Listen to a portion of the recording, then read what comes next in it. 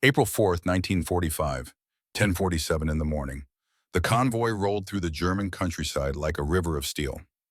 37 tanks, 42 half-tracks, 116 trucks carrying ammunition fuel, and men who believed the war was almost over. Spring had arrived early that year, unseasonably warm. The trees exploded with new growth branches heavy with blossoms that looked like snow against the blue sky. Farmers' fields stretched endlessly on both sides of the narrow country lane, the earth freshly turned and ready for planting. The air smelled of fresh soil and possibility, of new beginnings. It was a day that felt like hope. The 4th Armored Division had been advancing for 6 straight days, covering ground faster than anyone thought possible. They'd liberated 12 towns in a week. The German resistance was collapsing like a house of cards. Young soldiers leaned out of truck beds smoking cigarettes, laughing at jokes that weren't funny. War makes men giddy when they think they might survive it. Makes them believe in futures they'd stopped imagining months ago. Someone had a radio playing. Glenn Miller's "In the Mood" drifted across the convoy. Incongruous. Perfect. The soundtrack of a world returning to normal. Then the convoy stopped. Not because of enemy fire, not because of roadblocks or blown bridges or any of the 1,000 obstacles that usually halted an army's progress. The convoy stopped because the driver of the lead jeep started vomiting. Then the driver behind him. Then another. Then 5 more in quick succession. Hardened men. Veterans of North Africa where the sun could kill you as easily as a bullet. Sicily where they'd fought house to house through ancient streets. Normandy where they'd waded through water turned red with blood.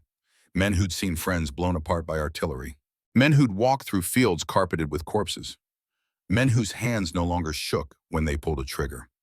These men leaned over the sides of their vehicles and retched until their stomachs were empty, because they had encountered something they couldn't see.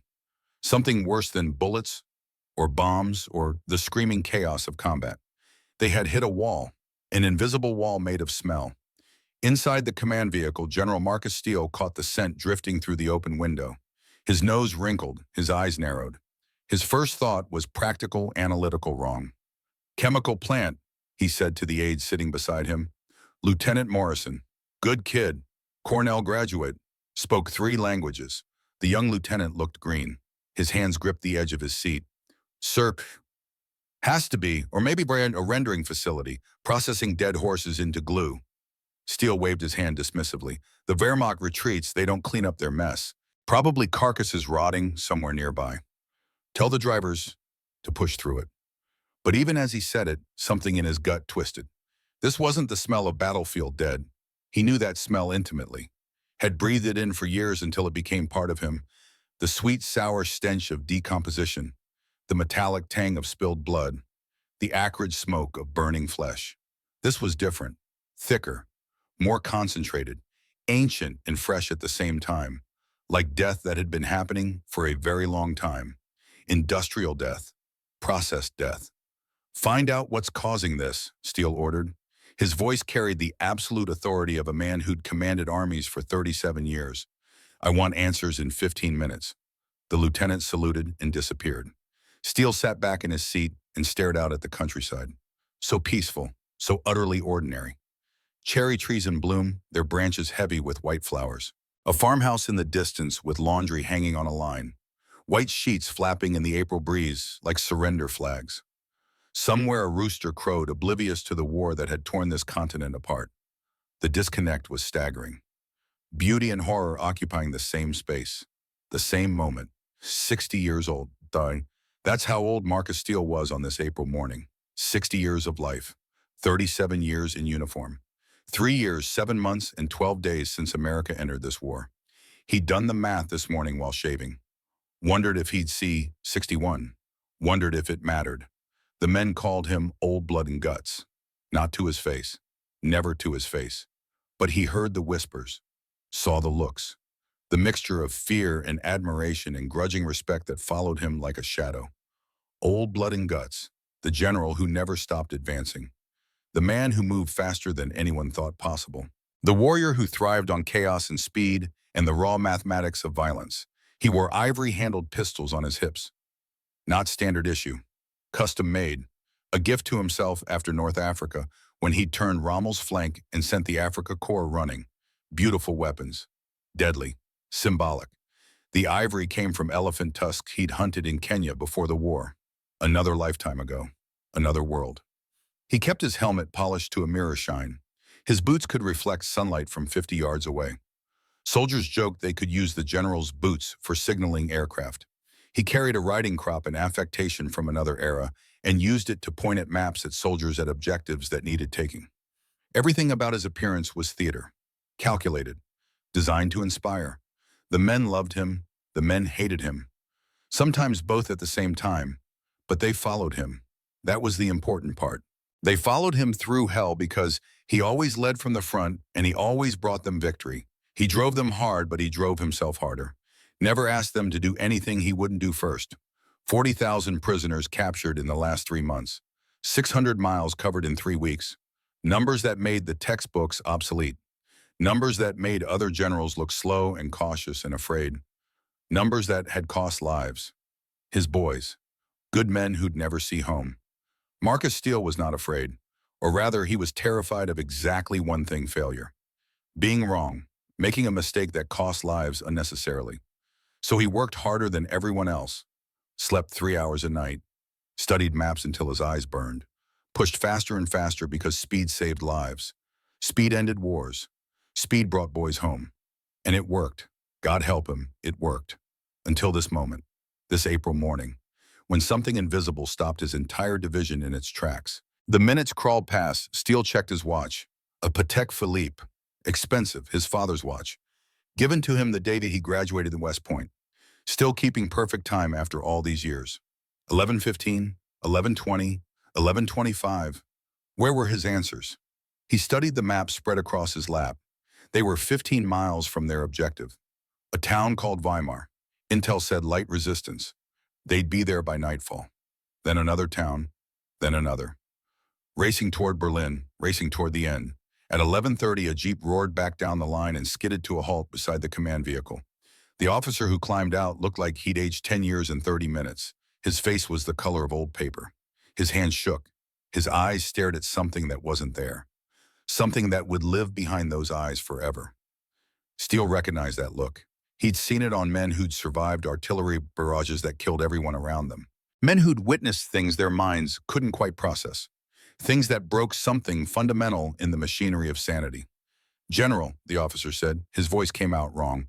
Too high, too tight, like a string pulled to breaking. "You have to come see this." "Report, Captain." Steele's tone was sharp, controlled. The voice of command that could cut through chaos. The captain swallowed hard. His Adam's apple bobbed. "Sir, don't know how to." He stopped, started again, failed again. "You won't believe it, sir. You have to see it for yourself." Steele studied the young man's face. Captain Thomas Richardson, 28 years old, from Boston, decorated twice, Purple Heart, Bronze Star. This was not a soldier who spooked easily. Steele had seen him advance under machine gun fire without flinching. But he was flinching now, trembling like a leaf. "Show me," Steele said. He grabbed his riding crop, settled his helmet, checked that his pistols were secure. The rituals of command, the armor of authority. They drove 2 miles down a dirt access road that curved through fields of new wheat, green shoots pushing up through brown earth. The cycle of life continuing despite everything. The smell grew stronger with every passing second, suffocating, physical, like trying to breathe through a wet blanket made of rot. Steele had smelled death before, plenty of times. Battlefields, field hospitals, mass graves hastily dug after major engagements. But this was different. This wasn't the clean death of combat. Quick, violent, over. This was prolonged, systematic, industrial. Steele didn't gag. He'd trained himself years ago to control his body's autonomic responses. Mind over matter, will over weakness. But his jaw clenched, his nostrils flared. His free hand gripped the side of the Jeep hard enough to hurt, hard enough that his knuckles went white. Captain Richardson drove in silence. What was there to say? At 12:15 they arrived. The sign said Orangeroof, metal letters, still attached to the gatepost, as if this place had a name, as if naming it made it real. Barbed wire, coiled, rusted, stretching in both directions as far as the eye could see. Guard towers every 100 yards. Empty now, abandoned. But the machine guns still pointed inward. Not to keep people out, to keep them in. A gate hanging open. Buildings that looked ordinary from the outside. Gray concrete. Functional. Nothing remarkable. Could have been a factory, a warehouse, a military depot. Except for the smell and the silence and the sense that something fundamental about the world had broken inside this place. It's a sub-camp, Captain Richardson explained as they walked through the gate. His voice was hollow, mechanical. Part of Buchenwald. The SS guards fled yesterday morning, left everything behind, took their personal effects but left the rest. Steele said nothing. His eyes scanned the compound with a soldier's eye. Defensive positions, firing lanes, escape routes, weaknesses in the perimeter. But something was wrong with his analysis. This wasn't a military installation. The towers faced inward. The wire was designed to contain, not defend. The buildings had no firing ports, no defensive positions. This was something else entirely. A prison. But prisons didn't smell like this, didn't have that particular architecture of despair. They rounded a corner past the first barracks building, and Marcus Steele, the general who'd walked across battlefields where 10,000 men died in a single day, the warrior who'd seen corpses stacked like sandbags at Normandy, the commander who thought he was immune to shock, who'd witnessed every variation of human death that war could devise. Marcus Steele stopped walking. His breath caught in his throat.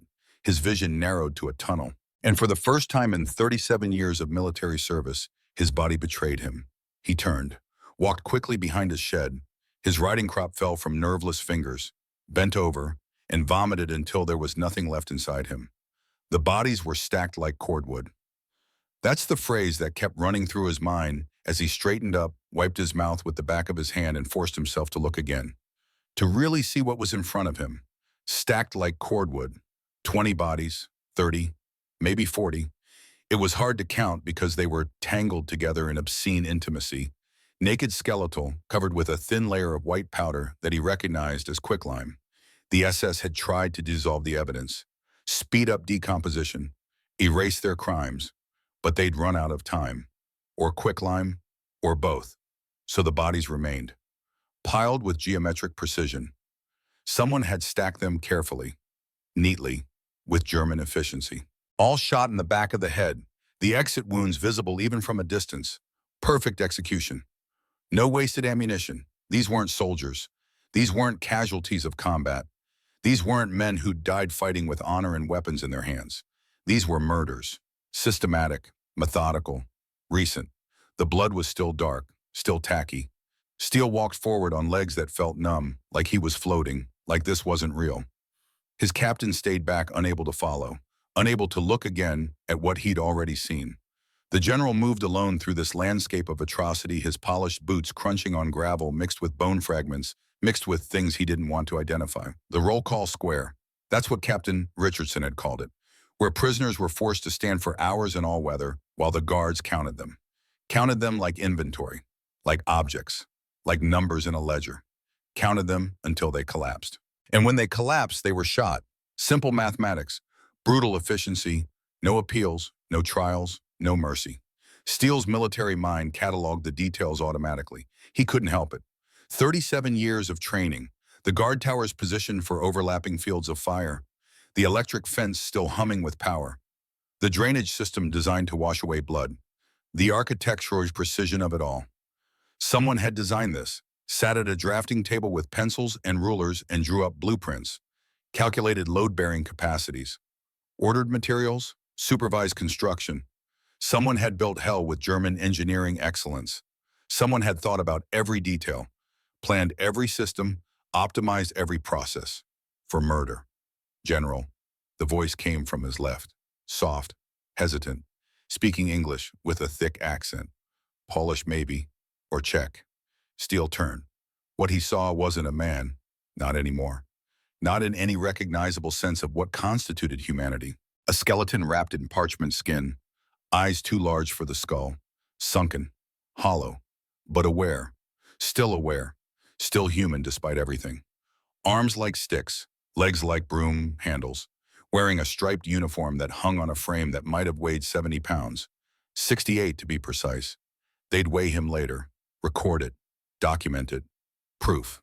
The figure tried to move forward, couldn't, fell to its knees, crawled, hands like claws scrabbling in the dirt, reached for Steele's boots, those perfectly polished boots that reflected sunlight, tried to kiss them.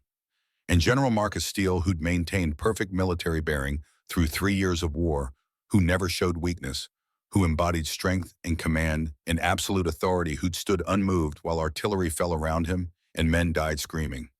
General Marcus Steele went down on one knee in the dirt, put his hands under the man's arms, felt bones, just bones and skin, nothing else, lifted him gently to his feet, afraid, genuinely afraid that touching too hard would cause the man to shatter into pieces, and cried.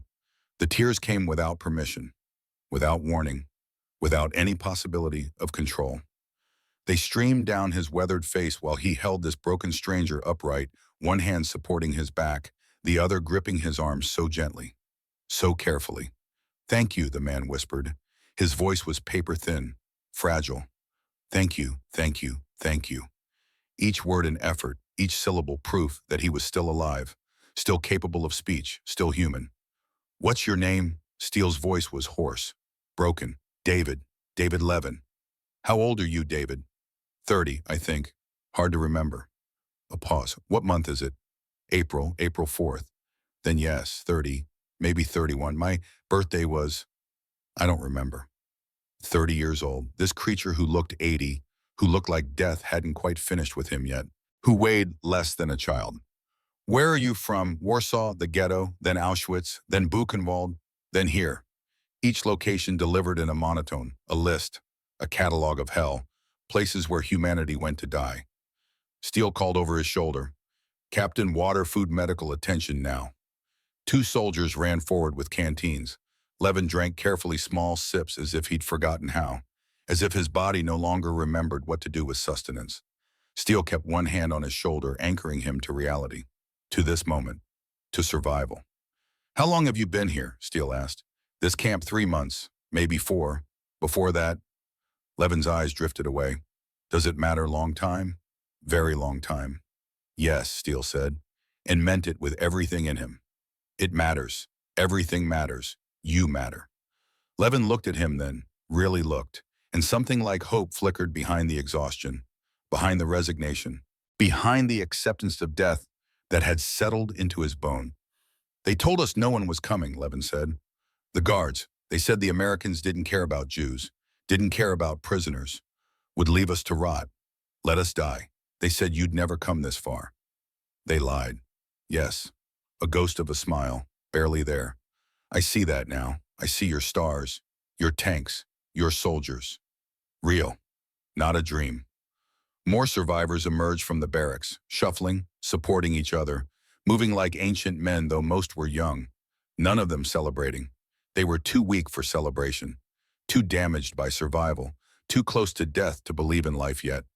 They just touched the white stars painted on American vehicles, reached out with skeletal fingers and touched metal, needed physical proof that salvation was real, that this wasn't another cruel dream, another delusion born of starvation and despair. Steele watched them come, counted them with a general's instinct. 60, 70 survivors. When this camp had held hundreds, where were the rest? Levin followed his gaze, understood the unspoken question. Dead, he said simply, machine-gunned when the SS realized you were coming. The ones too sick to march. They're the ones who couldn't stand. Murdered them all in the last 36 hours. Tried to burn the buildings, didn't finish. You came too fast. The words were matter of fact, no emotion left, just information delivered by a man who'd become very good at surviving, who'd learned to disconnect, to observe, to report without feeling. Show me, Steele said. General, you don't want to. Show me everything, every building, every room, every corner of this place. I need to see it all. David Levin nodded slowly. And so the mathematics teacher from Warsaw, who'd once loved numbers and logic and the beautiful certainty of equations, who weighed 68 pounds and had survived 3 concentration camps, became a guide through hell. The torture shed stood apart from the other buildings, smaller, more isolated, deliberately placed where screams wouldn't carry as far.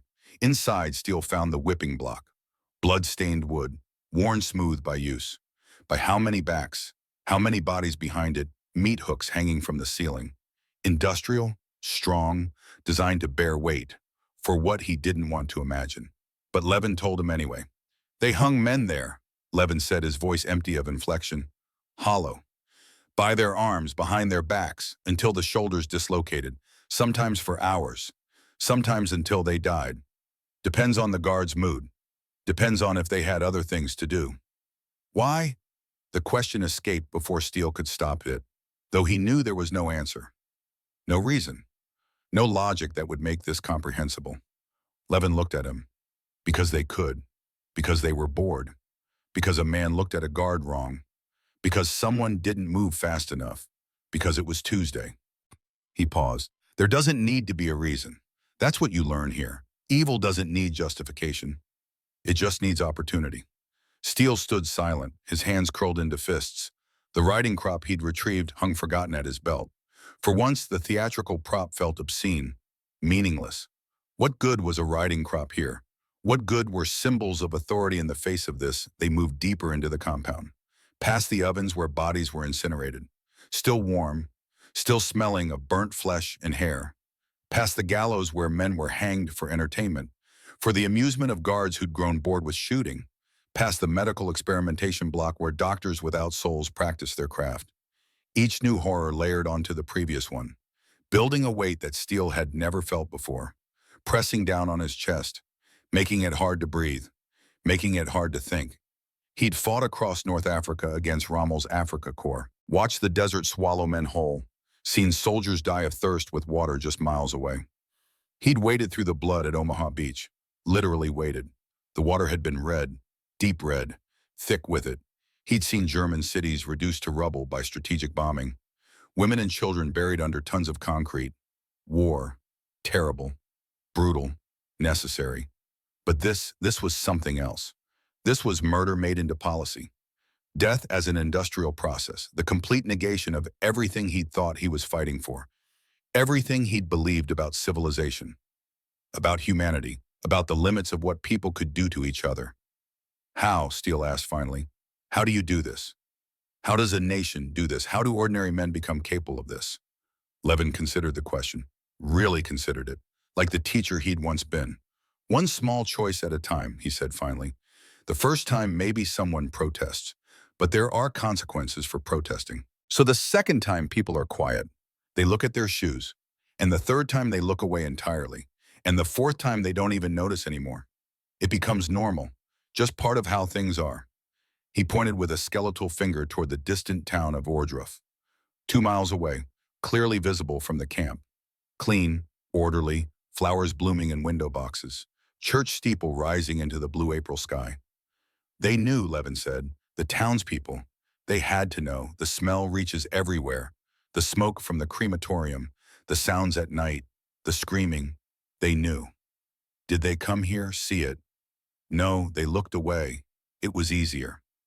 Levin's voice carried no anger, just exhaustion, just the flat acceptance of someone who'd learned that this was how the world worked. That's what people do. They look away. They choose comfort over truth, safety over courage. They tell themselves it's not their problem, not their responsibility. Someone else will do something. Someone else will stop it. He paused. But no one does. No one stops it, because everyone is waiting for someone else. Steele stared at the town. At 2 o'clock in the afternoon, the sun made everything look pastoral, peaceful, like a scene from a fairy tale. Children probably played in those streets. Housewives probably hung laundry. Men probably worked in shops and offices and went home to dinner with their families. 2 miles from here, 2 miles from hell, and claimed they didn't know. And something inside Marcus Steele shifted, changed, crystallized into something harder and colder and infinitely more dangerous than anything the German army had faced. At 2:30, a military police officer arrived to take Steele's orders. The general stood at the edge of the camp, his eyes fixed on Ohrdruf. His immaculate uniform was now dusty. His famous riding crop hung loose in his hand. His face showed nothing. No emotion. No weakness. The mask of command firmly back in place. But inside a fire burned. "Captain," Steele said, his voice perfectly level. Controlled. Cold. "Yes, sir. Send men into that town, find the mayor, his wife, every person of authority, town council members, bankers, doctors, teachers, business owners, everyone who held power here, everyone who knew, Everyone who looked away. The captain wrote quickly. Yes, sir. What should I tell them? Tell them to report here tomorrow morning. 8 o'clock sharp, not a request, an order. And if they refuse, sir, Steele's hand moved to the ivory-handled pistol at his hip. Not drawing it, just resting there, a gesture that communicated everything without words, the elephant ivory catching the afternoon light. They won't refuse, Captain. Understood, sir. May I ask the purpose? Steele finally turned to look at him. The captain flinched. Whatever he saw in the general's eyes made him take an involuntary step backward, made him understand that something fundamental had changed in his commanding officer. They're going to take a tour, Steele said softly, each word precise, deliberate. A very thorough tour of everything here.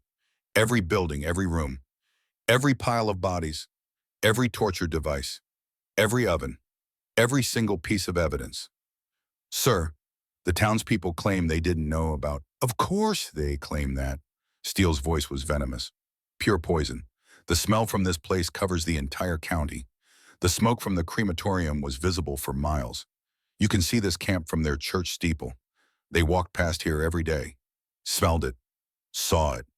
Heard it. They knew. They chose not to see. He pointed his riding crop at the camp, then at the town. The gesture encompassed both. The crop felt right again. Not theatrical, not symbolic, but practical. A pointer, an instrument of judgment. Tomorrow morning, ignorance stops being an option. Tomorrow morning, every one of them walks through this gate, and they don't leave until they've seen everything, until they've looked at everybody, until they've stood in every room where men died. Understand? Yes, sir. Use trucks if necessary, use bayonets if necessary, use whatever force is required. But tomorrow morning, Captain, every person of authority in that town will stand exactly where I'm standing right now, and they will see what they pretended not to know. The captain saluted and left, almost running, glad to be away from whatever had transformed his general into this cold instrument of reckoning. Steele remained standing at the camp's edge, watching the town, planning tomorrow's operation with the methodical precision he normally reserved for military campaigns. Assault routes, timing, resources, contingencies. Behind him, medical personnel worked to save the survivors. Soldiers distributed food and water carefully, knowing too much too fast would kill men whose stomachs had forgotten how to process nourishment. David Levin sat on the ground nearby, wrapped in an American Army blanket, sipping water from a canteen. Still alive, still bearing witness. The sun moved across the sky. The spring day remained beautiful. Birds sang into the trees. The world continued turning as if nothing had happened. But everything had happened, and General Sir Marcus Steele stood silent, making calculations, planning justice, preparing to do something unprecedented in military history. He would make them see, not with bullets, not with bombs, not with any traditional weapon of war. He would use their own eyes, force them to witness, strip away every excuse and every lie and every comfortable fiction they'd built to protect themselves from truth. Tomorrow morning, the people of Ohrdruf would walk through hell, and Marcus Steele would be their guide. That evening, alone in his tent, Steele opened his personal diary, the leather-bound book he'd carried through 3 years of war, pages filled with observations, reflections, doubts. He showed no one. The private thoughts of a man who wore authority like armor, but questioned everything in the dark. He wrote 3 lines in handwriting that shook with barely contained fury. They looked away. So I will make them see. God forgive me, I will make them all see. He closed the book, set it aside, stared at it for a long moment. Outside his tent, guards changed shifts. Trucks rumbled past carrying supplies. The machinery of war continued its relentless momentum. Soldiers talked and laughed. Someone played a harmonica. You are my sunshine. Incongruous. Perfect. But inside, Marcus Steele sat in silence. A 60-year-old general who thought he understood war, who thought he'd seen everything, who'd spent 37 years studying violence and death and the 1,000 ways men could kill each other, who now realized he'd seen nothing at all. The real war hadn't been fought with tanks and artillery. It had been fought in camps like this, in silence, in complicity, in the small choices people made to look away rather than speak up, in the daily decisions to choose comfort over conscience, safety over courage, convenience over truth. And tomorrow, Marcus Steele would fight a different kind of battle, not for territory, not for strategic advantage, not for the glory and honor and recognition that came with traditional victory, for something far more important, for the souls of people who'd lost them one small compromise at a time. He checked his watch, his father's watch, 8:30 in the evening, 11 and a half hours until the townspeople arrived. 11 and a half hours to prepare.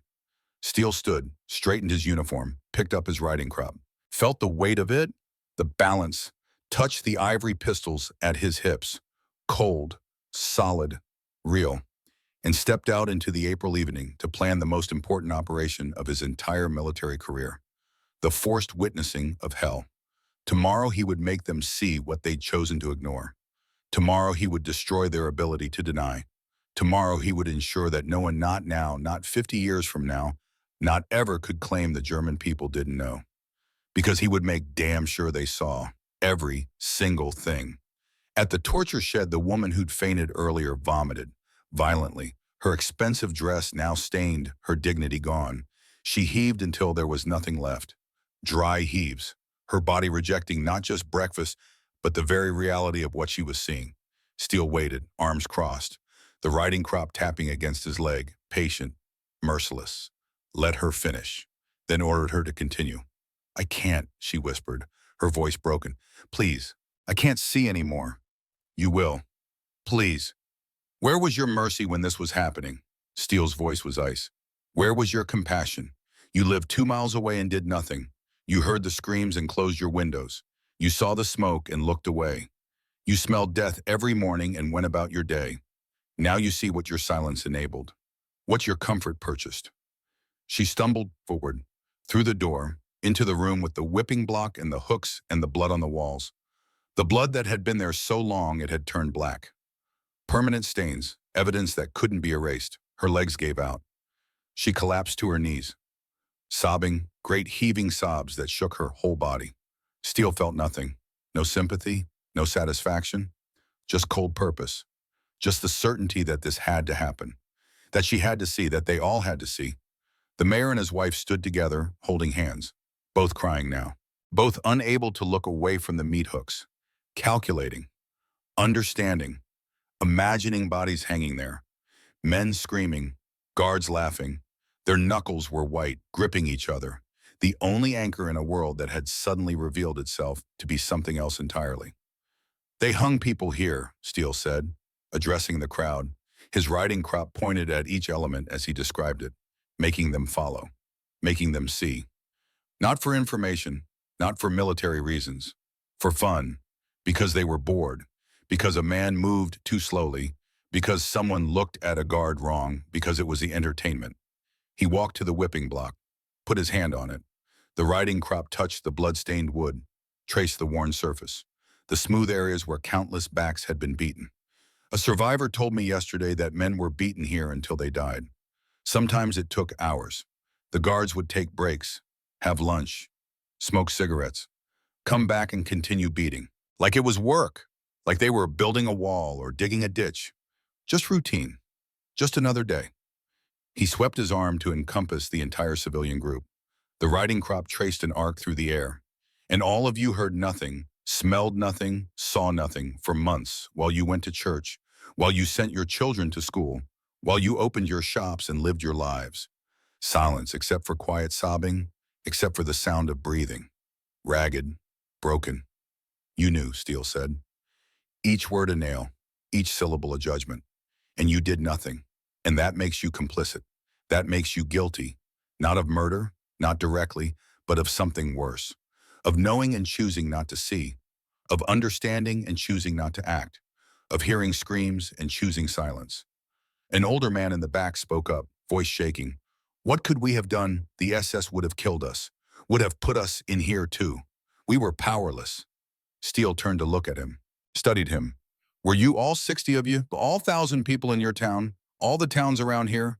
Were you all powerless or were you comfortable? Was it powerlessness or was it the fear of losing what you had, your homes, your businesses, your comfortable lives?"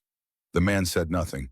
"I'm not saying you should have stormed this camp with pitchforks, dog," Steele continued, "but you could have spoken up, could have protested, could have refused to cooperate, could have documented what was happening, could have told someone, anyone, the church, the Red Cross, underground resistance, something, anything, but you did nothing, because doing nothing was easier, safer, more comfortable. He paused. Let that sink in. And now you stand here and claim powerlessness. Now you claim ignorance. Now you claim innocence. But innocence died the first time you smelled this place and said nothing. The first time you heard screams and closed your windows. The first time you saw smoke and looked away. The tour took 2 hours. 2 hours of horror, 2 hours of forced witnessing, 2 hours of watching comfortable lies disintegrate under the weight of truth, 2 hours of watching people's worlds collapse. They were shown everything. The ovens, the gallows, the medical experimentation block, the storage room where human hair was kept, sorted by color, labeled, inventory, the room where gold teeth were collected, weighed, cataloged, the room where personal effects were stored, shoes, glasses, photographs, thousands of them. Lives reduced to objects. By the end, the civilians were no longer the well-dressed, dignified people who'd stepped off the trucks. They were broken, shattered, their Sunday clothes covered in dust from the camp, the smell clinging to their skin, to their hair, to everything. A smell they'd never be able to forget, never be able to wash away. Some still wept, some had gone silent and blank. Their minds simply unable to process anymore.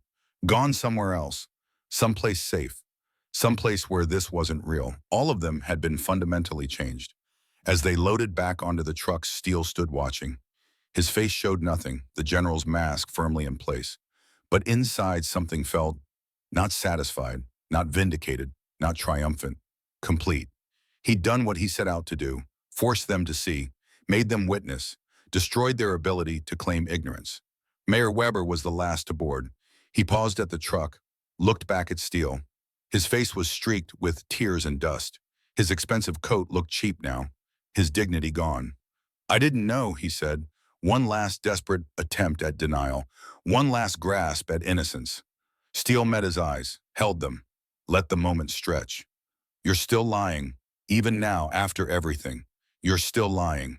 His voice was soft, almost sad. To me or to yourself? Weber's face crumpled, collapsed like a building imploding. He climbed onto the truck without another word, sat down heavily, stared at nothing. The vehicles drove away, carrying their cargo of shattered souls back to a town that would never be the same, back to homes that would feel different, back to lives that had been irrevocably changed. Steele remained at the camp entrance, alone, the riding crop still in his hand, the ivory pistols still on his hips, the symbols of authority that had just changed history. He'd done it, forced them to see, made them witness, ensured that no one, not now, not 50 years from now, not ever could claim the German people didn't know. But as he stood there in the April sunshine, he felt no triumph, no victory, no sense of righteousness vindicated, just the weight of necessary cruelty, the burden of being the instrument of accountability, the knowledge that he'd caused suffering, psychological suffering, but suffering nonetheless, and would have to live with that choice. Behind him, a jeep approached, the sound of tires on gravel, the familiar rumble of a military vehicle. Nathaniel Garrett stepped out. "It's done?" the Supreme Commander asked. "Yes, sir." How did they react? As expected. Shock, horror, denial at first, then acceptance. Or something like acceptance. Steele paused. Guilt. I saw guilt in their faces. Whether they'll carry it or bury it, I don't know, but for now they felt it. Garrett nodded slowly. Good, because this is only the beginning. Sir, I'm ordering documentation of this entire camp. Photographers, film crews, reporters from every major newspaper and wire service. Life magazine, Time, the New York Times, everyone. Everything recorded, everything preserved, everything made public. Steele felt something lift slightly in his chest, a weight redistributed, shared. Sir, I own. Because someday, Garrett said, his voice hard as steel, someday some son of a bitch is going to claim this never happened. Going to say these camps are propaganda. These photographs are staged. These testimonies are coached. And when that day comes, and it will come, Marcus, believe me, it will come, I want evidence. Undeniable. Irrefutable. Mountains of evidence that no reasonable person can dismiss. Yes, sir. I want photographers documenting every building, every room, every body, film crews recording survivor testimony, reporters interviewing everyone, soldiers, survivors, medical personnel, everyone who saw this.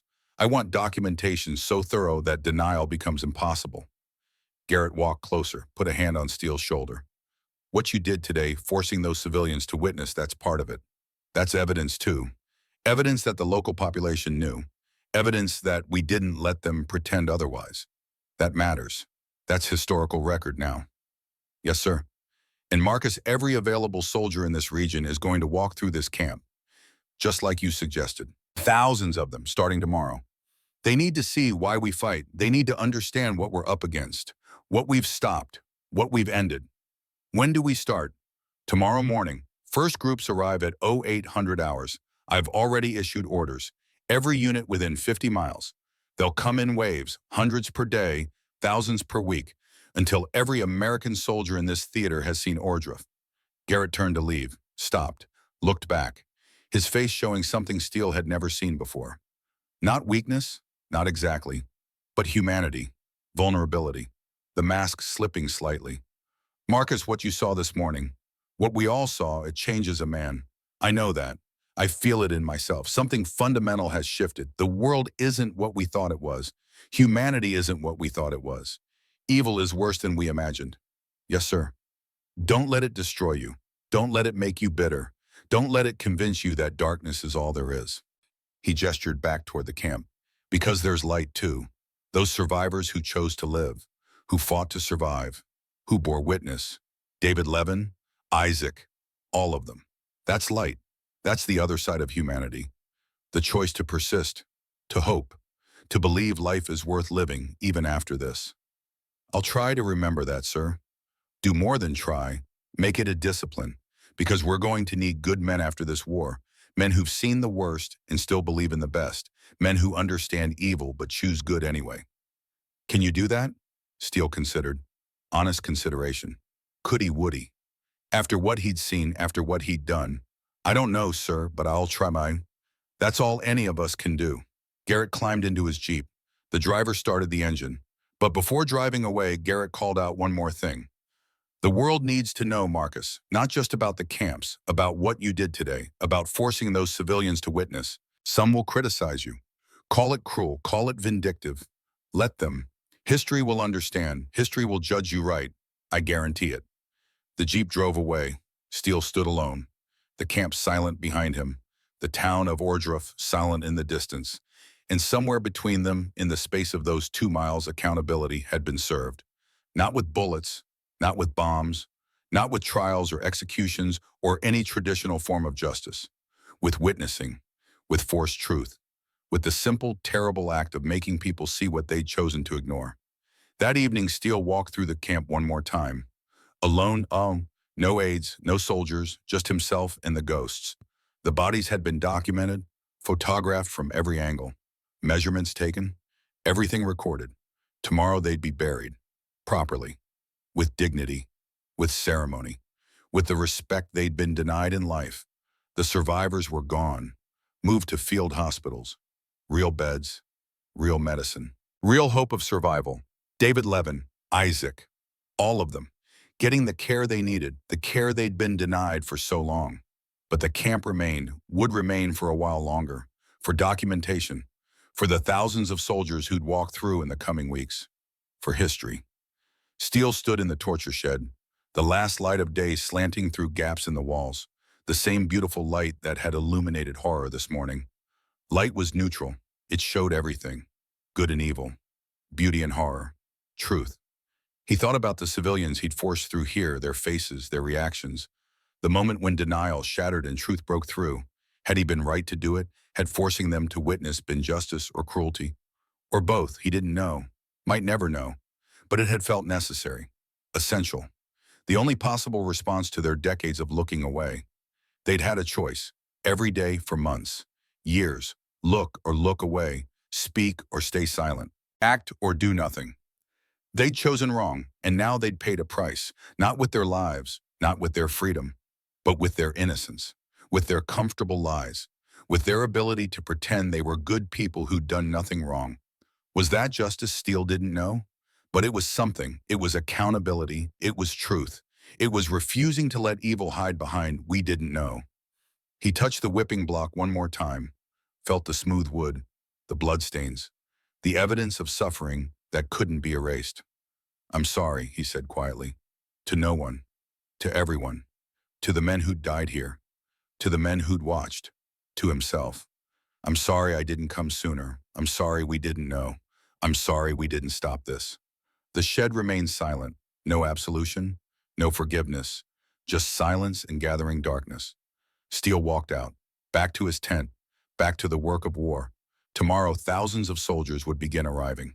The machinery of witnessing would begin in earnest. The documentation would continue. The evidence would mount. And somewhere in a town 2 miles away, 60 civilians sat in their homes trying to process what they'd seen, trying to reconcile the comfortable life they'd known with the horror that had existed just beyond their vision.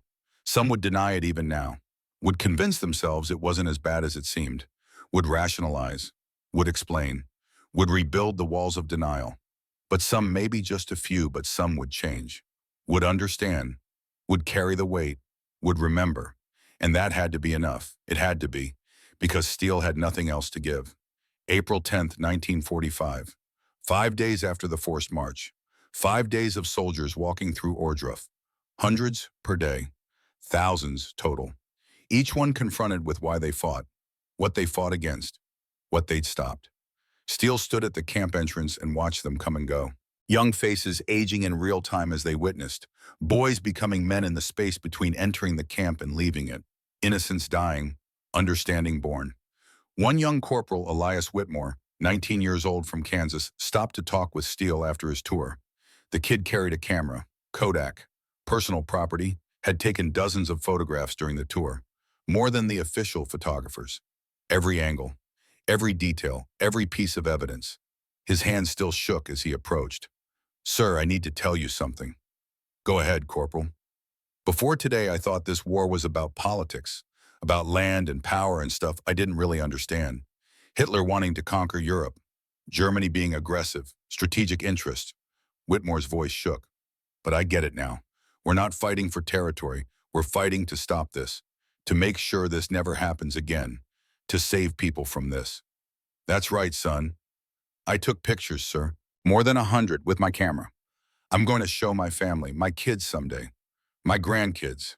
So they'll know, so they'll remember, so no one can ever say this didn't happen." Steele put a hand on the young man's shoulder, felt the weight of passing the torch, of creating the next generation of witnesses, of ensuring memory would survive beyond his lifetime. "That's important work, Corporal. Bearing witness, keeping the record, documenting truth. Don't ever think it's not important." "Sir, can I ask you something?" "Yes." "How do you live with it? With knowing this happened, with having seen it? I've been here 2 hours and I feel, I don't know, broken, changed, different. How do you carry this?" Steele looked at the young soldier, saw his own younger self, full of questions, searching for answers, trying to understand a world that had suddenly revealed itself to be darker than imagined. "You carry it," Steele said finally. "You don't forget. You don't minimize. You don't pretend it wasn't as bad as it was. You carry the weight and you let it change you. But you don't let it destroy you. You don't let it convince you that darkness is all there is." "How?" "You look for light. You find the survivors who chose to live, who fought to survive, who bore witness even when silence would have been easier.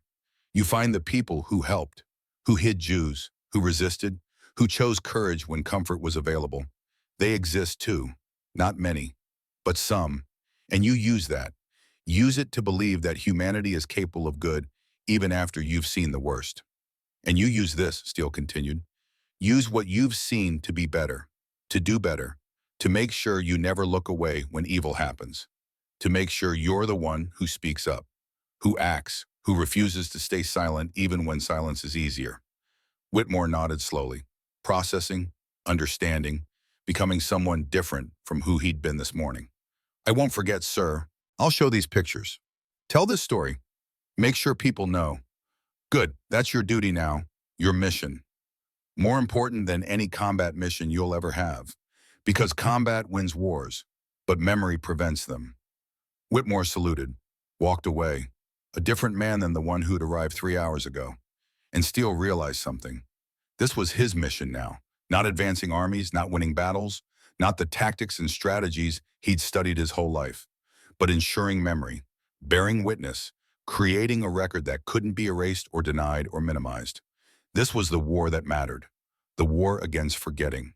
The war for truth. The war to ensure that 50 years from now, 100 years from now, 1,000 years from now, people would know what happened here, would know that evil existed, that ordinary people enabled it through small choices, that looking away had consequences, that silence was complicity and would choose differently. That was the hope anyway, the belief that memory could prevent repetition, that documentation could stop denial, that truth could triumph over lies.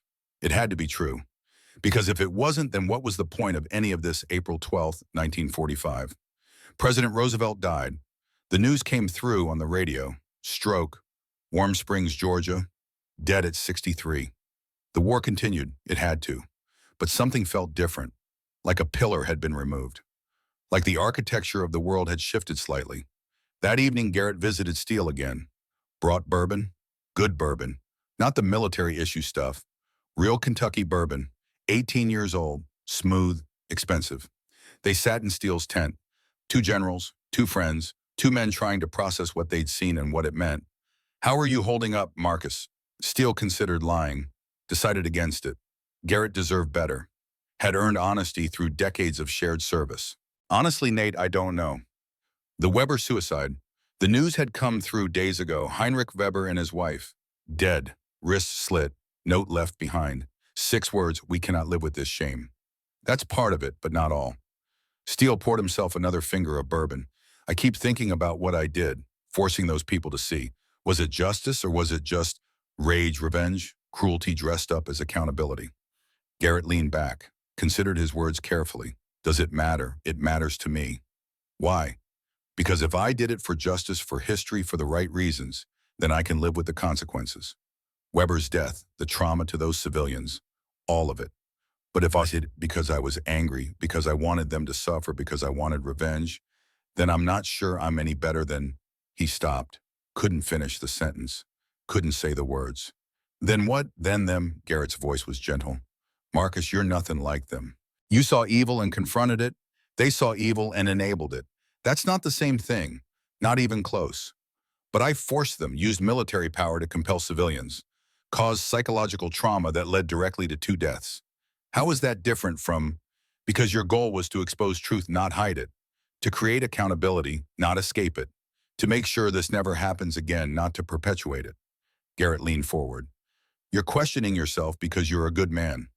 Bad men don't second-guess their actions. Bad men sleep soundly. You're losing sleep because you have a conscience. That's the difference. Steele smiled without humor. That's convenient philosophy. It's also true. They sat in silence, the bourbon bottle slowly emptying. Outside, soldiers worked, the machinery of war grinding forward, always forward, toward Berlin, toward victory, toward the end. Did I do the right thing? Steele asked finally, the question he'd been avoiding, the question that haunted him. Yes. You sound certain. I am certain. And 50 years from now, when historians look back at this moment, they'll understand why. You didn't just liberate a camp. You created a record. You forced witnesses. You made it impossible for future generations to deny. That matters. That changes everything. And the Webers made their own choices. You didn't kill them. Their guilt did. Their inability to live with what they'd enabled. You can't carry their guilt on top of your own doubts. You'll break under that weight.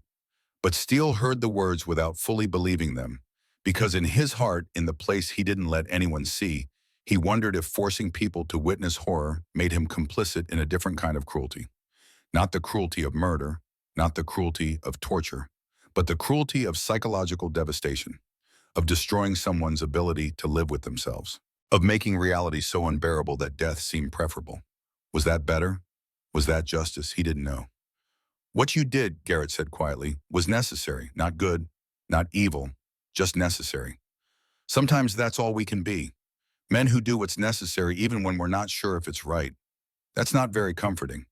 No, but it's honest. And right now, I think you need honesty more than comfort.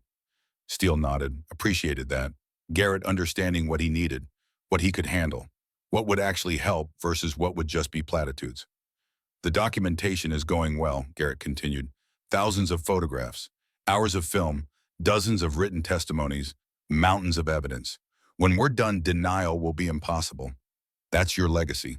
That's what you'll be remembered for. Not the battles, not the tactical victories. This, making sure the world knows, making sure the world sees. Is that enough? It has to be, because it's all we have. And they finished the bourbon, sat in companionable silence. Two men who'd seen too much trying to figure out how to live with it.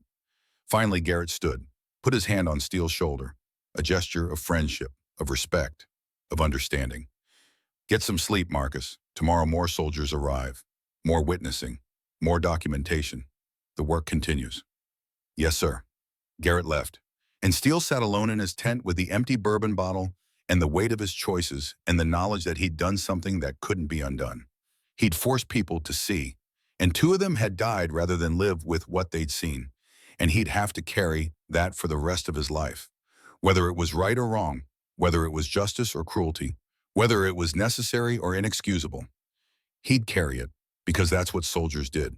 They carried the weight of their choices, the consequences of their orders, the blood on their hands, whether literal or figurative. And Marcus Steele would carry this until the day he died. April 6, 1945, 7 o'clock in the morning. The military police jeep arrived at headquarters carrying news that would echo through history. The young lieutenant's face was pale, not the healthy pale of indoor work or winter, the pale of shock, of horror, of witnessing something that fundamentally changed how you saw the world. His hands gripped the steering wheel even after the engine died, like he needed something solid to hold on to, something real, something that made sense when nothing else did. Steele looked up from his morning coffee, black, bitter, strong enough to strip paint. He hadn't slept well. Dreams of meat hooks and empty eyes, dreams of civilians walking through hell, dreams of David Levin's skeletal hand reaching for his boots. He'd woken at 4, given up on sleep at 4:30, been working since 5. Report, Lieutenant. Sir, it's the mayor, Heinrich Weber, and his wife, Frau Weber. We found them this morning. Something in the lieutenant's voice made Steele set down his cup. Stand, walk closer, the general's instinct. Something was wrong, something beyond the normal wrong of occupied Germany. Found them where? Their home, sir. The housekeeper arrived at 6:30 to prepare breakfast. She couldn't get them to answer the door. Called us. We broke it down and... The lieutenant stopped, swallowed hard, his Adam's apple bobbing. And what, Lieutenant? They're dead, sir. Both of them, suicide. Slit their wrists sometime during the night. Judging by the blood pattern, probably around midnight. Maybe later. The bodies were cold. Been dead for hours. Steele felt nothing. No shock. No surprise. Just a strange hollowness expanding in his chest, like a cavity opening up. Empty space where something should be but wasn't. Was there a note? Yes, sir. The lieutenant handed over a piece of paper, cream-colored, expensive stationery, watermarked, the kind wealthy people used for correspondence, for thank-you notes and dinner invitations and important letters. The handwriting was shaky, written by someone whose hands trembled, someone in extremis, someone writing their last words and knowing it. But the words were clear enough, in German, perfect grammar, proper punctuation. Even in death-maintaining form, a soldier had already translated it, written the English below the German in pencil. Neat block letters. Wir können mit dieser Schande nicht leben. We cannot live with this shame. 6 words. That was all. 6 words to explain why 2 people chose death over memory. Why ending existence seemed preferable to carrying knowledge. Why the weight of what they'd seen crushed them completely. Steele stared at the note for a long time. The paper felt heavy, heavier than paper should feel.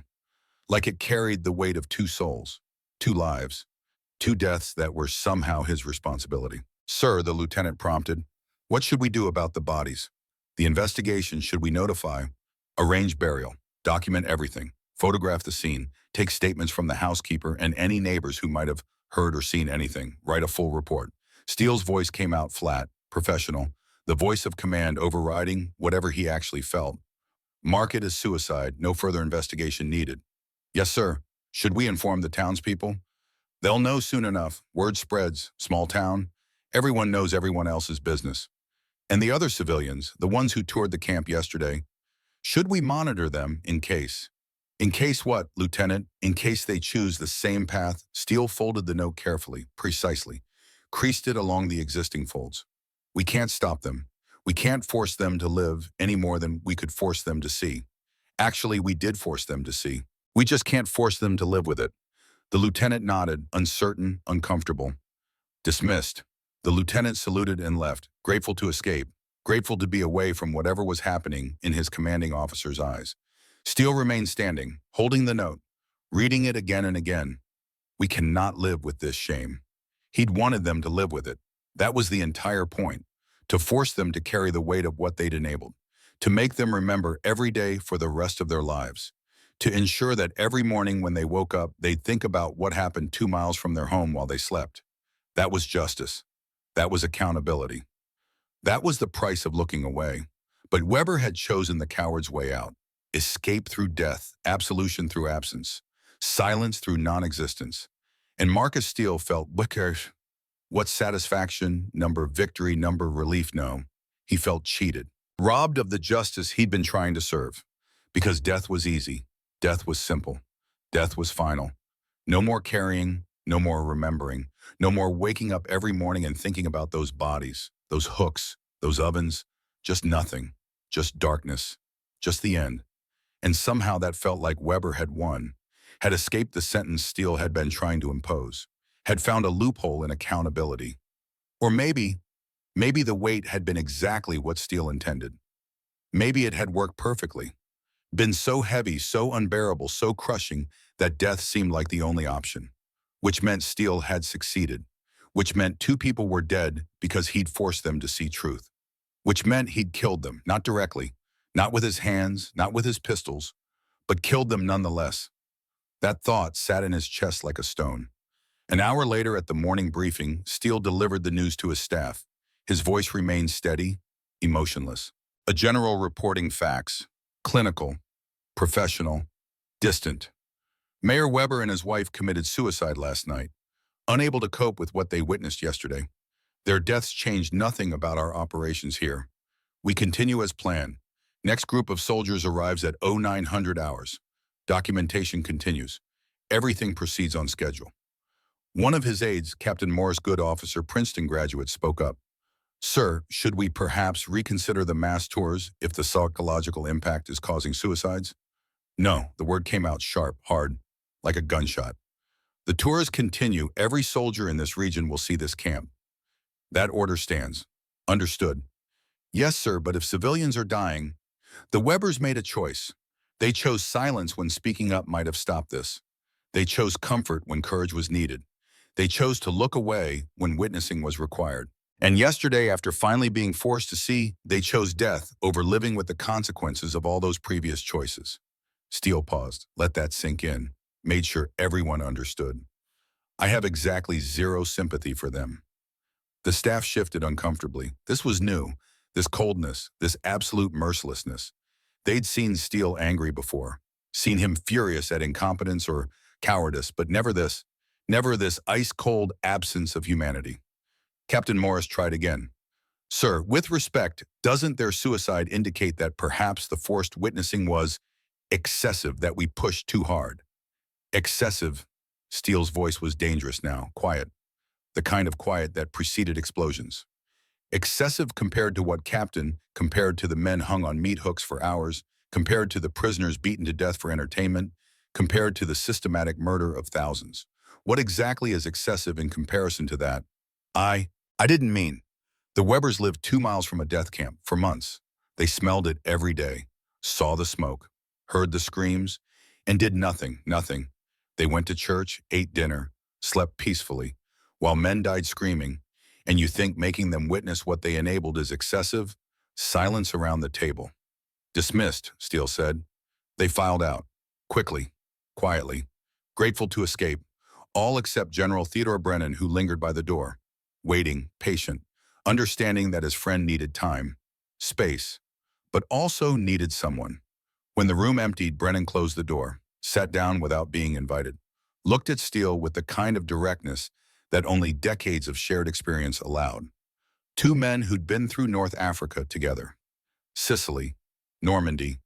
Two men who'd seen each other at their best and worst, who'd shared tents and rations and the burden of sending men to die, who trusted each other enough for honesty. You want to talk about it? Nothing to talk about. Marcus? Just his name. But it carried weight, carried the implication that pretending was pointless, that denial was useless, that honesty was required. Steele's jaw clenched. He walked to the window, stared out at the camp, at the crews already setting up for today's tours, at the photographers documenting everything, at the machinery of remembrance grinding forward. Relentless, unstoppable. I wanted them to live with it, he said finally, quietly. That was the whole goddamn point, Ted.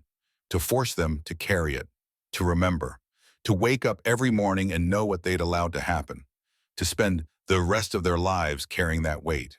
And instead they took the easy way out. 6 words on fancy paper and they're done. No more consequences, no more guilt, no more waking up at 3 in the morning seeing those bodies. Just nothing. Gone. Escaped.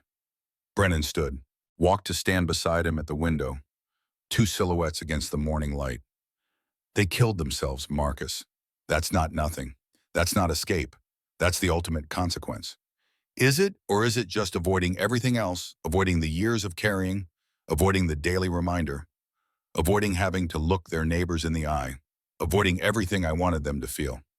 Does it matter? Steele turned to face him. I don't know. I made them see. I forced them to witness. I destroyed their ability to deny, and now they're dead. So what did I actually accomplish? Did I serve justice, or did I just kill 2 people? You didn't kill them. Didn't I? Would they be alive right now if I hadn't forced them through that camp?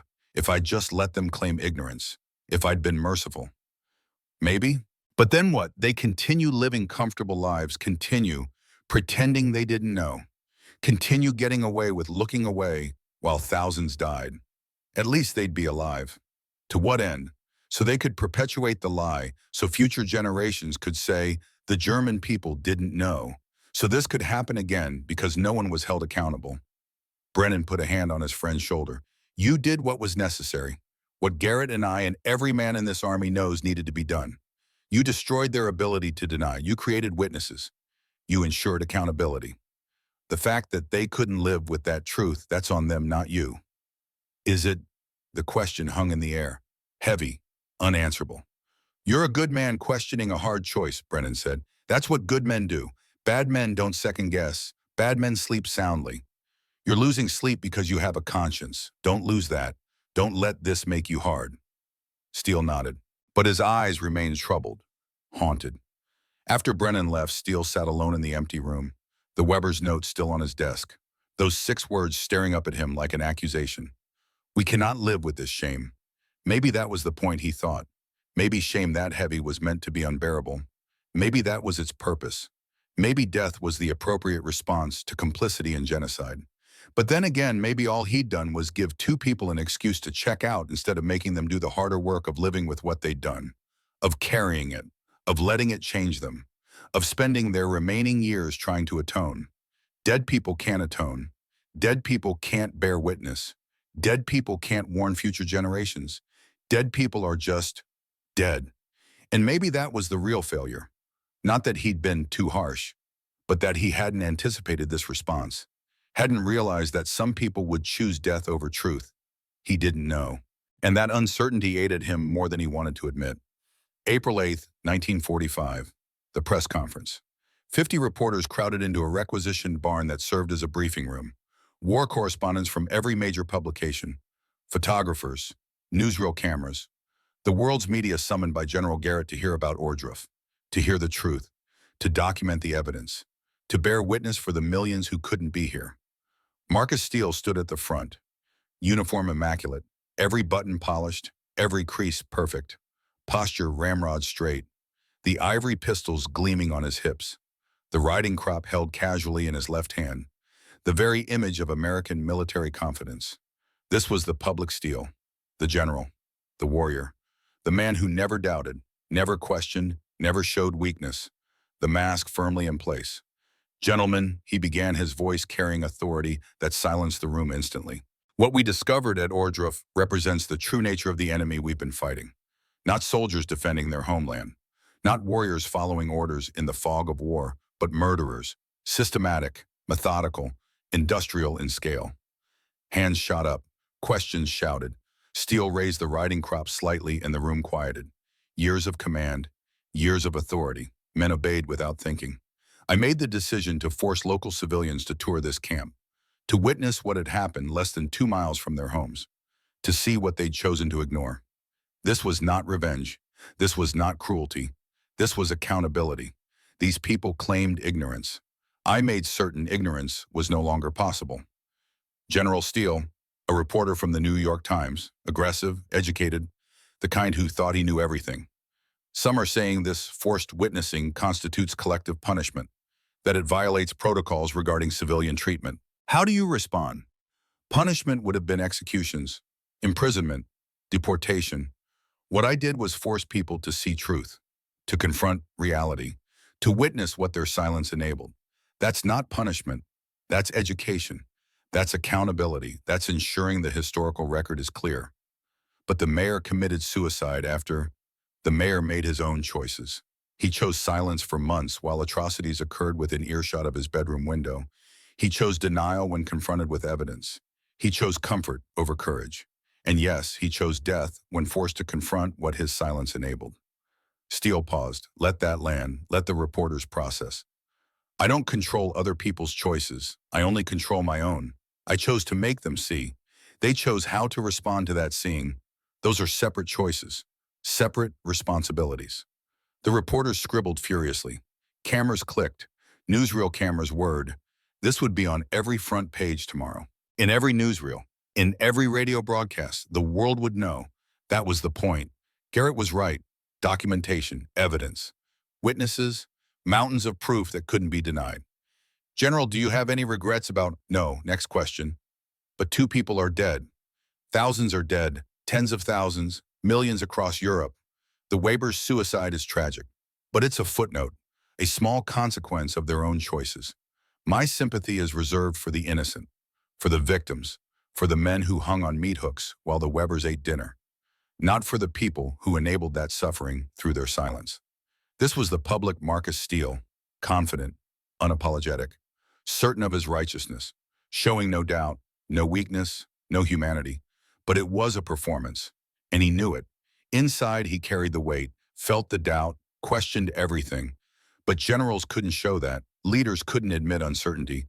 The army needed confidence, needed certainty, needed to believe their commanders knew what they were doing. So Steele performed, played the role, wore the mask, and hated every second of it. That evening in the officers' mess, Steele sat with Brennan and 3 other generals. The kind of informal gathering where ranks blurred slightly and men spoke more freely. Jackets unbuttoned, ties loosened, whiskey poured. The rituals of men trying to process horror through alcohol and conversation. The conversation drifted inevitably to Ordruff. It dominated every discussion. Impossible to avoid. Like trying to ignore an elephant in the room, or a corpse, or 1,000 corpses. I still can't believe it, said a colonel who toured the camp that afternoon. Sanders, good officer, West Point class of 25. I've been in combat for 3 years, seen men die in every conceivable way. Artillery, gunfire, disease, burns, everything. But this?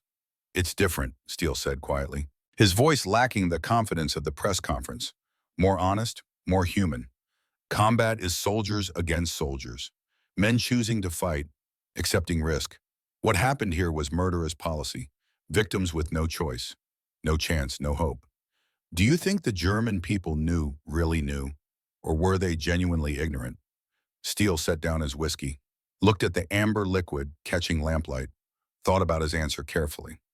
I think they knew enough, knew that their Jewish neighbors disappeared, knew about the camps, maybe not the full scope, maybe not every detail, but enough, and more importantly, they chose not to ask questions, chose comfort over curiosity, chose to believe convenient mussies rather than investigate inconvenient truths.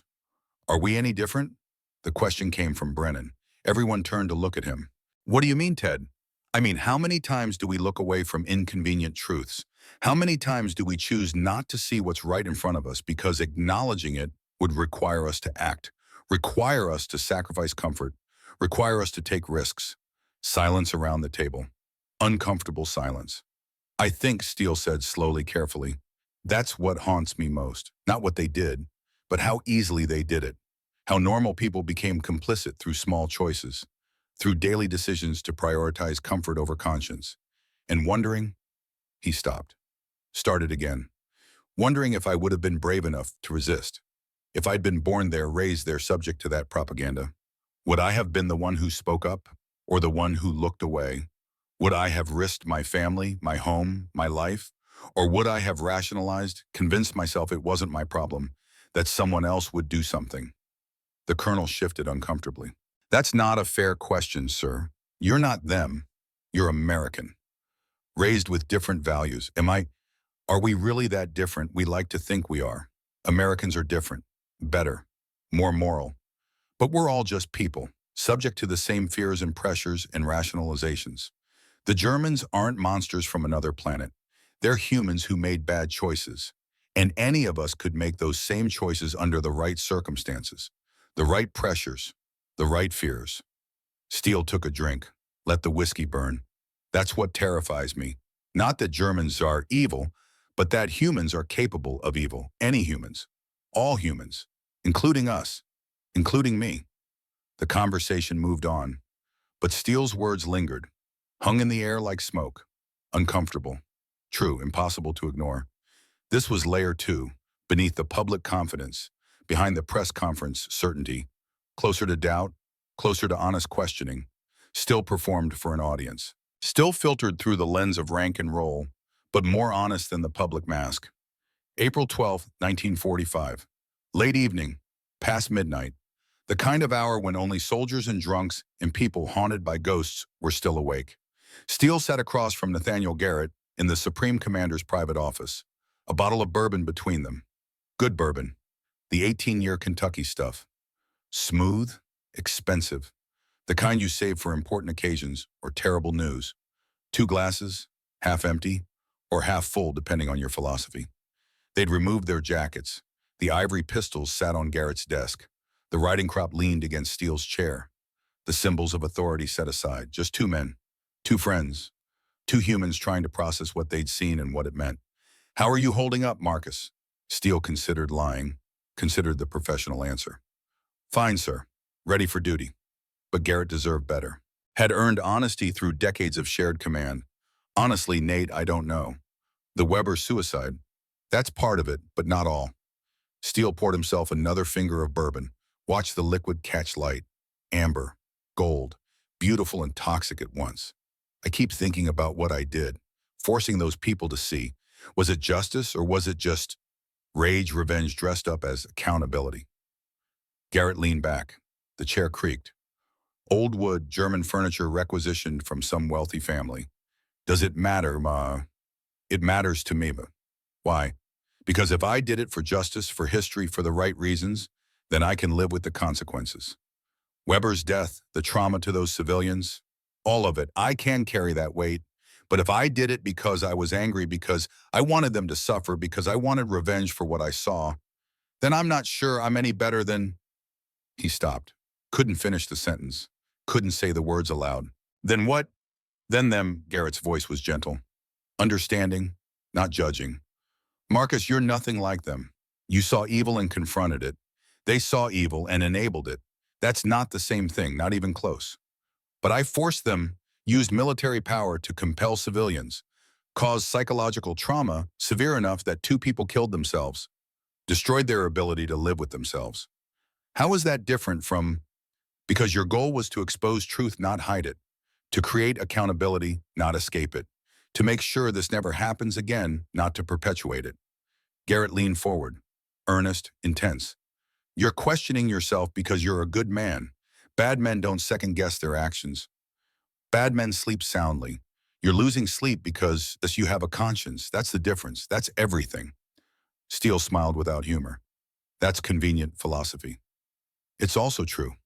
They sat in silence, the bourbon bottle slowly emptying. Outside, the camp sat quiet. Guards walked their rounds, normal, routine, as if the world hadn't changed. Did I do the right thing? Steele asked finally. The question that haunted him. The question he couldn't answer himself. Was I right to force them, right to destroy them, right to whatever I did? Yes. You sound certain. I am certain, and 50 years from now, when historians look back at this moment, they'll understand why.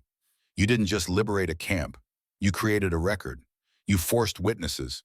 You made it impossible for future generations to deny. You ensured that no one, not now, not ever, can say the German people didn't know. That matters. That changes everything. And the Webers made their own choices, every choice along the way. They chose silence. They chose comfort. They chose denial.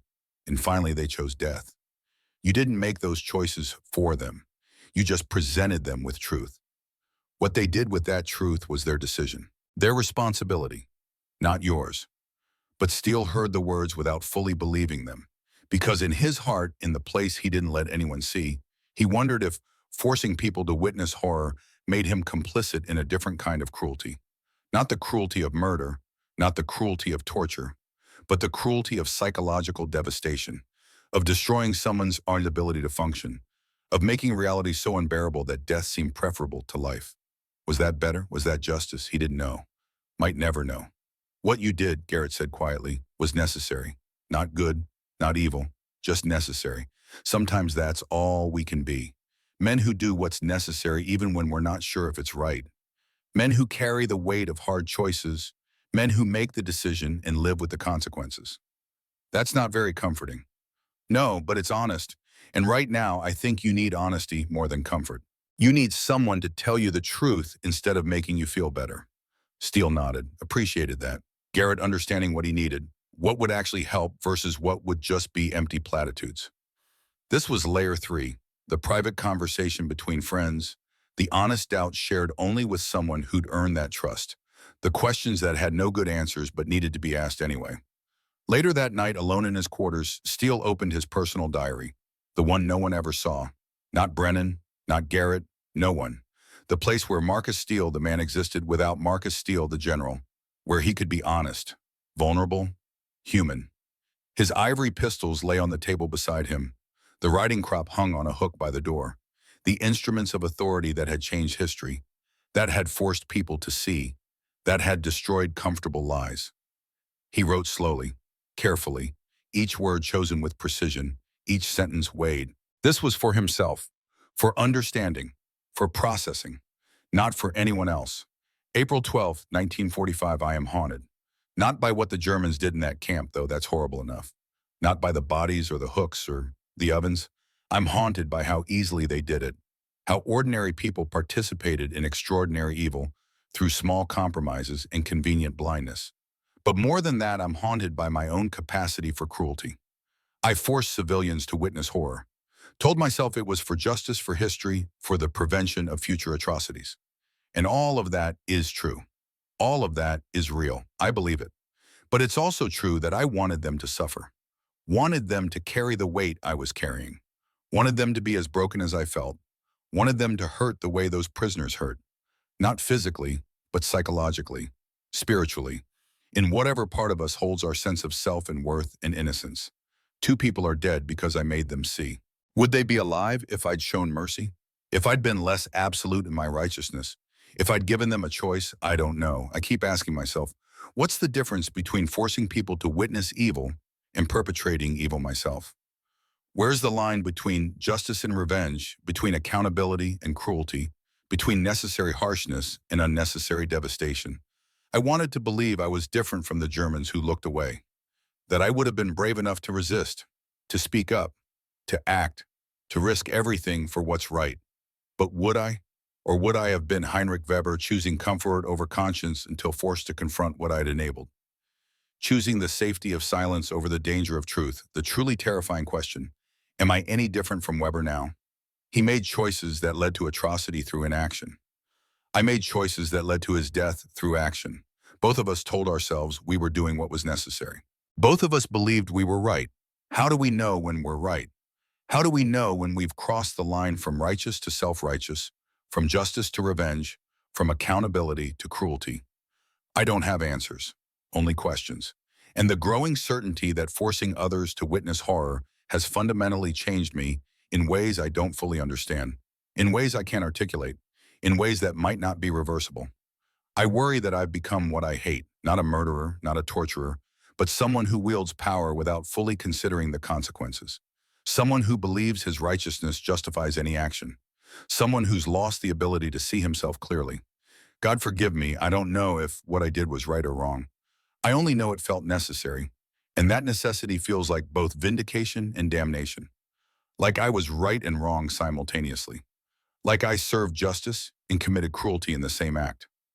Maybe that's the truth. Maybe I was both. Maybe most hard choices are. But Weber is still dead. His wife is still dead. And I will carry that for the rest of my life, whether I should or shouldn't, whether I'm guilty or innocent, whether I was right or wrong. I will carry it because that's what it means to command, to choose, to act, to live with consequences. He closed the diary, stared at it for a long moment, then at his pistols, then at the riding crop, the instruments of his authority, the symbols of his power, the tools he'd used to force witnessing. They looked different now, not symbols of justice, but reminders of cost, evidence of choices made, weights to be carried. This was layer 4, the deepest truth, the doubt he couldn't speak aloud because generals weren't allowed to doubt, the questions that had no answers, the guilt that might or might not be deserved but existed nonetheless, the place where Marcus Steele was just a man, flawed, uncertain, haunted, human, and alone with his choices. May 1st, 1945. Steele visited the hospital where David Levin was recovering. 3 weeks of proper food and medical care had added 20 pounds to his frame. He still looked thin, still moved carefully as if uncertain his body would obey. But life had returned to his eyes, color to his face, humanity to his bearing. "General," Levin tried to stand. "Stay sitting, please. You are still recovering." Steele pulled up a chair, sat beside the bed, 2 men who'd been through hell together, who'd seen things that couldn't be unseen, who carried weight that couldn't be shed. "How are you feeling?" "Better, stronger. The doctors say I'll be able to leave soon. Go to a decamp, eventually emigrate. Start over." Levin paused. "Still hard to believe I'm alive, that this is real, that I survived." "You're a survivor, David. That takes strength most people don't have. Takes will, takes courage." Levin studied him, really looked at him, saw past the general's uniform and the polished boots and the ivory pistols, saw the man underneath. "You look tired, General, like you haven't slept." "Do I? The mayor's death, you've heard, yes." "Does it trouble you?" Steele considered lying, considered the professional response. But this man deserved truth, had earned honesty through suffering, through survival, through bearing witness. "Yes, it does. I wanted him to live with what he'd seen, to carry it, to remember, to wake up every morning knowing what he'd enabled. Instead, he escaped, took the easy way out." Death and escape. Levin's voice was soft, thoughtful, the voice of someone who'd considered this question deeply. "I've thought about dying many times, in the ghetto when the walls closed in Auschwitz when the selections happened daily, here when the beatings were worst. Sometimes death seemed like mercy, like release from unbearable weight. But you didn't. No, because I realized dying would let them win, would erase my testimony, my witness, my proof that this happened. So I chose to live, to remember, to tell what happened, even when living hurt more than dying would have." Steele felt something shift inside, a small release of tension, a weight redistributed slightly. "You freed me, General. Not just my body, but the truth. You made people see. You created a record. You forced witnesses. Because of you, this can never be denied, never be minimized, never be explained away. That matters. That's everything. 2 people are dead because I forced them to see. Thousands are dead because people refuse to see. Hundreds of thousands, millions. You didn't kill the Webers. Their guilt did. Their inability to live with what they'd enabled. Their decades of looking away. You just showed them the truth. What they did with that truth was their choice. Is there a difference? Yes, a crucial difference. You gave them truth. The rest was their decision, their responsibility." Levin paused, gathered his thoughts. "Don't carry their guilt, General. You have enough weight already, enough responsibility, enough burden. Don't add their choices to your load." "How do you do it? How do you carry what you've seen?" "I don't carry it alone. I share it, tell the story, bear witness, Make others carry pieces of it. That's why I survived. Not for myself, for testimony, for memory, for warning, so this never happens again. They sat together in comfortable silence, two survivors of different kinds of trauma, understanding each other in ways words couldn't quite capture. What will you do now, Steele asked, after you recover fully, after you emigrate? Live, marry if I can find someone who will have me, have children if possible, tell my story, make sure the world knows. What about you? The same, I suppose, in my own way. Make sure this is documented, remembered, never forgotten. Make sure the weight is carried forward, passed to the next generation, and the next, forever. Then we're in this together. Different roles, same mission. Steele smiled, first genuine smile in weeks. Yes, I suppose we are. One more thing, General. Levin's voice grew serious, intense. What you did forcing those people to witness that was right. Don't doubt it. Don't second guess it. They needed to see.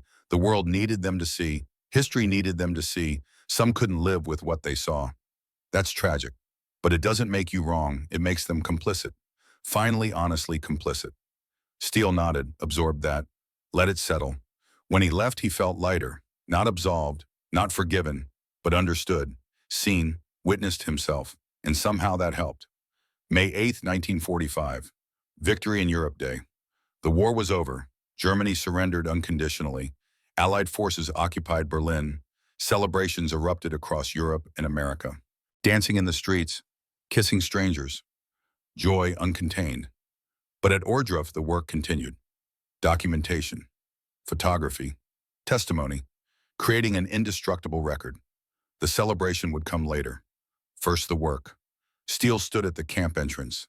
Same spot where he'd stood 4 weeks ago when the smell first stopped his division. Everything had changed since then, and nothing had.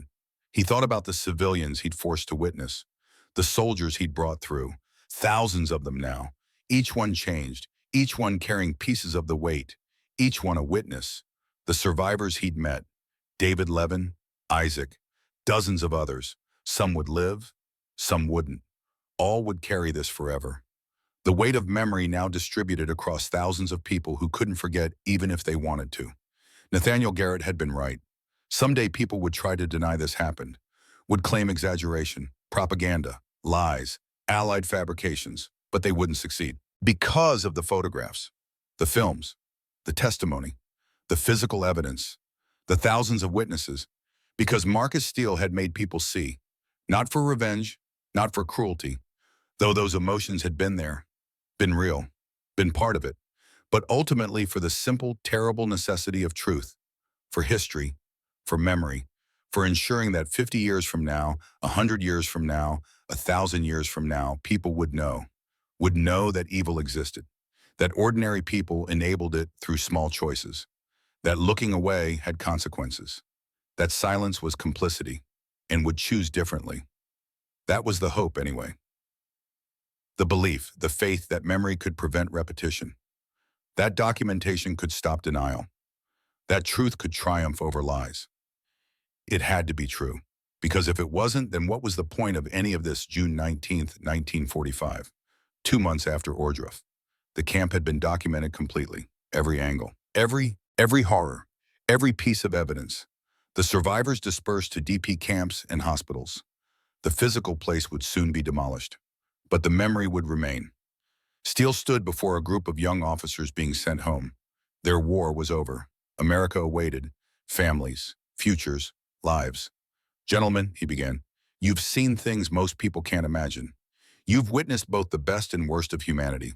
You are going home to families who won't understand, to communities that weren't here, to a world that wants to forget and move on, that wants to celebrate victory and return to normal.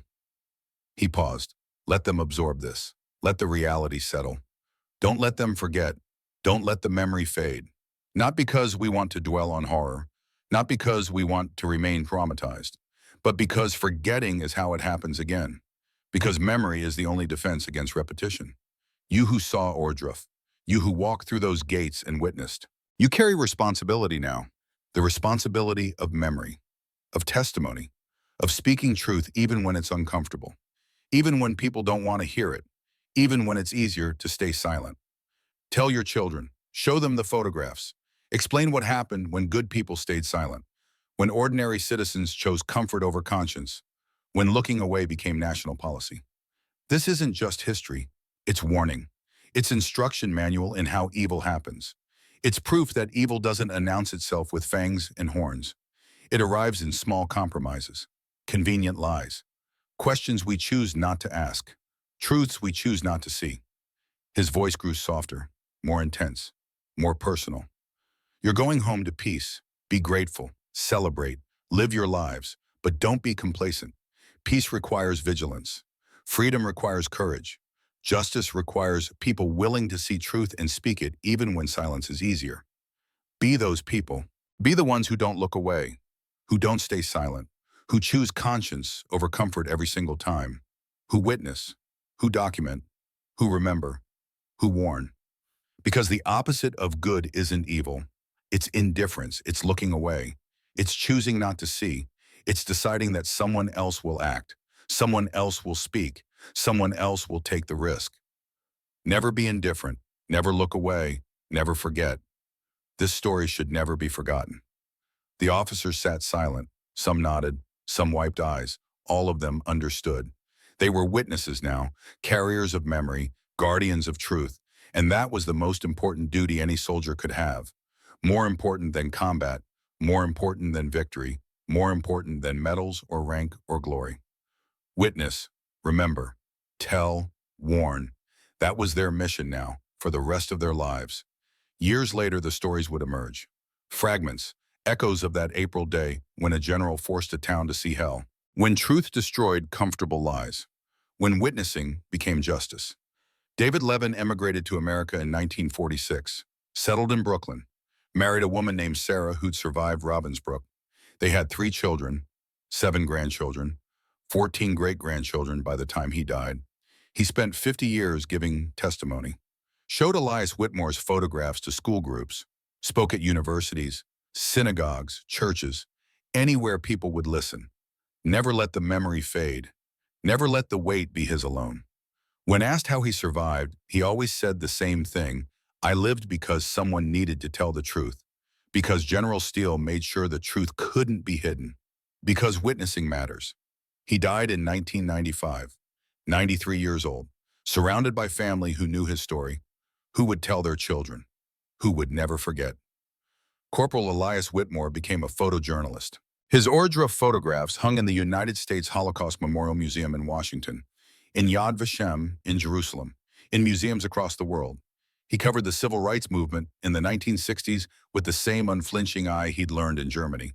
Photographed lunch counter sit-ins, freedom rides, Selma, Birmingham, all of it. Ordruff taught me, he said in countless interviews, that the camera is a weapon against forgetting. That documentation matters more than comfort. That bearing witness is the most important thing any human can do. More important than safety. More important than neutrality. More important than anything.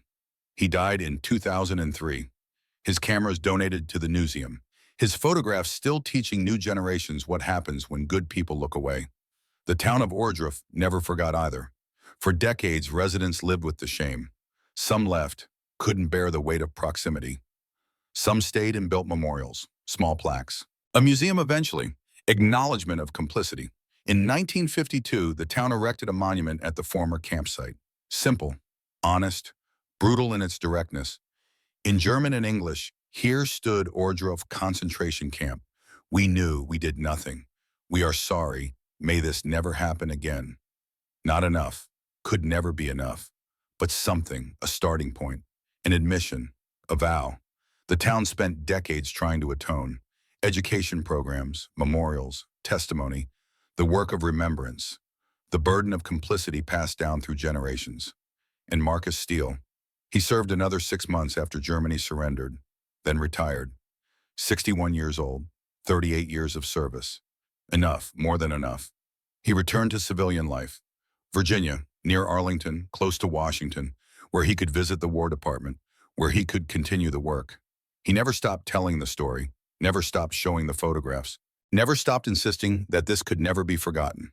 Spoke at West Point every year, at the War College, at synagogues and churches and town halls, anywhere people would listen. He spoke about Ordruff, about the forced witnessing, about the Weber's suicide, about the weight of command, about the cost of accountability, about the necessity of truth even when truth destroys. He kept his ivory pistols in a display case in his study. The riding crop hung above his desk. Reminders, symbols, the instruments that had changed history. In his later years, he wrote a memoir, published in 1968, dedicated it to David Levin and Heinrich Weber both, one man who survived, one man who couldn't, both victims of the same evil, both teachers of the same lesson, never look away. The dedication was controversial. Some said it equated victim and perpetrator. Steele didn't care. He'd meant what he wrote. Both men had taught him something. Both carried weight that mattered. In 1972, at age 87, Marcus Steele died quietly in his sleep. Heart failure. Quick. Peaceful. As much as any death can be peaceful. His final diary entry, written 3 days before his death, found by his daughter after April 4th, changed me forever. I still don't know if I was right to force those people to witness. I only know it felt necessary. I only know I would do it again. I've carried the weight of that decision for 27 years. The doubt, the guilt, the certainty that I crossed lines that shouldn't be crossed. The knowledge that 2 people died because I made them see truth. But I've also carried something else. The knowledge that thousands of people now remember, now know, now carry pieces of the truth. That denial became impossible. That the lie was destroyed, that history was served. Was I right? Was I wrong? I'll never know. But I know this, the opposite of good is not evil. It's indifference, it's looking away. It's choosing not to see. It's deciding that witnessing is someone else's responsibility. I was never indifferent. I made people see. I forced truth. I destroyed comfortable lies. I served justice even if I wasn't sure it was justice. I carried the weight even when the weight felt unbearable. If I have any legacy, let it be this. He made people see. He forced truth. He refused to let the world look away. He understood that witnessing is not optional, that memory is not negotiable, that truth matters more than comfort. And because of that, millions of children and grandchildren now know what happened. Millions of people carry the memory forward. The story continues. The warning persists. The truth survives. That will have to be enough. It has to be enough, because it's all any of us can do. Witness, remember, tell, warn, and refuse, absolutely refuse to look away. The sun sets over what used to be Ohrdruf concentration camp. The buildings are long gone, demolished in the late 1940s. Grass grows where barracks once stood. Trees shade the ground where bodies were stacked. But monuments remain. Photographs remain. Testimony remains. Memory remains. In museums around the world, visitors stand in front of images from April 1945. Images of civilians being marched through horror. Images of a general with ivory pistols and a riding crop pointing at bodies, forcing people to see. Some visitors cry, some rage, some stand silent, processing what humans did to other humans. What ordinary people enabled through small choices. But all of them see, all of them witness, all of them carry pieces of the weight forward, because Marcus Steele made sure they would, not with weapons, not with violence, but with the simple, terrible act of forced witnessing, of making truth unavoidable, of ensuring that looking away was no longer possible. He grabbed evil by the throat and made the world look at it. And the world has never forgotten. Somewhere in Brooklyn, David Levin's great-granddaughter teaches her son about the Holocaust, shows him the photographs, tells him great-great-grandpa David's story, shows him the picture of a general and a skeleton embracing. 2 men, 2 worlds, 1 moment of humanity. Why do we have to learn about this? The boy asks. 8 years old, innocent, safe. It's so sad. Because, she says, choosing her words carefully, forgetting is how it happens again. Remembering is how we stop it. Your great-great-grandfather survived so he could tell us, so we could tell you, so you could tell your children. The story doesn't end, can't end, must never end. She shows him another photograph. An American general, a town of Germans being marched through a camp, a moment when history pivoted. This man, she says, pointing to Steele, made people see, even when they didn't want to, especially when they didn't want to. He understood that witnessing is not optional, that looking away is choosing, that silence is complicity. Was he a good man? The boy asks. She considers. Long pause. Honest consideration. He was a man who did what was necessary, who served truth even when truth was brutal, who forced accountability even when accountability destroyed. Sometimes that's all we can be. People who choose the hard right over the easy wrong, who witness instead of look away, who speak instead of stay silent. The boy nods, studies the photograph. The general's face, hard, determined, uncompromising. The riding crop in his hand, the pistols at his hips, the absolute authority of righteousness, and something else, something in the eyes, something that might be doubt, might be pain, might be the weight of choices made, human, flawed, real. I'll remember, the boy says. Good, his mother replies. That's all anyone can ask. Remember, tell, warn, never look away. I won't. And somewhere in whatever place soldiers go when they die, Marcus Steele hears that promise, feels that commitment, knows that the work continues. The weight is carried forward, the memory persists, the truth survives. And that has to be enough. It is enough. Because this story should never be forgotten.